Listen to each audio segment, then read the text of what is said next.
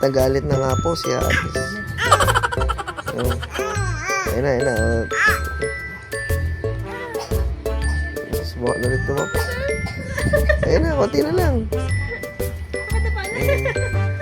Paris. Oo, konti na lang. Tinutulak.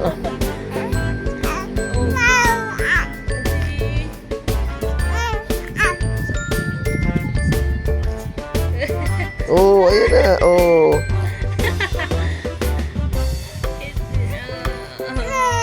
Pag may tulak, kaya mo siya. Yung kamay nga niya. Matututo Ayan na na. yun.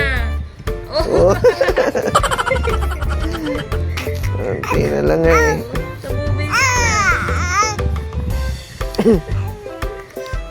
Nabisit ka na.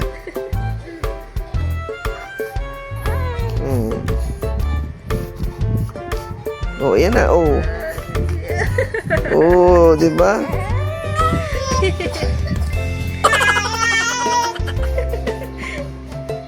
Naiinis na yan.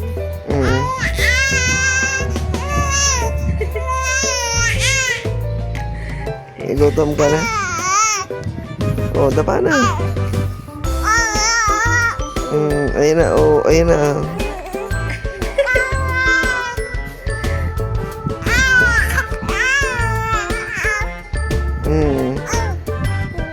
Ayan na. Okay, nakari ko. Sundo pa ako ni Kuya Ian. Nakaikot ka na nga eh. Nakabalik ka na sa pwesto mo na. Di ba? Sa tagal mong maano, nakaikot ka na. Oh my God! Ayan na. Ayan na, nabubuhat mo na yung ulo mo. Tagalin mo yung unan.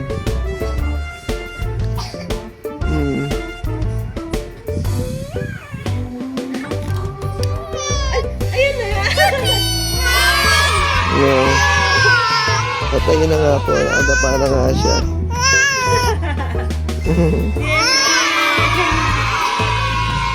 Ngayon. Ngayon, paano ka babalik? Di ba? Paris. Adapa na siya ngayon. Ay, galing naman. Unang dapa niya. Anong oras na? Halika na. Halika na dito. Dahil unang dapa niya yan. Time check. 11:36 na ng gabi. Wala pang plano matulog. Ayun pa si Kuya Ian, naglalaro pa. Gagalit. Kayo na pagigil na gigil dumapa.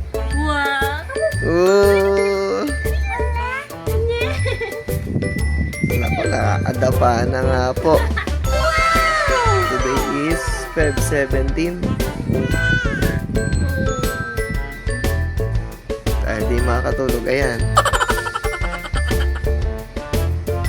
Nakaidlip naman siya kanina, yun. Talagang kumuha mo ng lakas.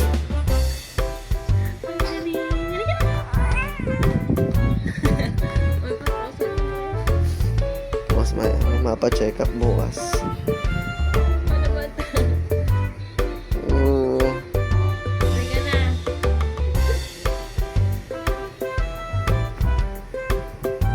At ayo kaya pala, busy aray ko. Busy pala siya doon. Nagungot-ngot.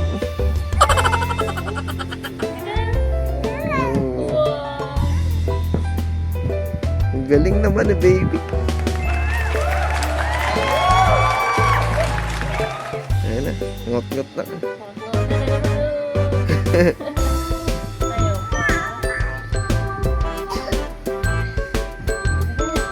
Sige na.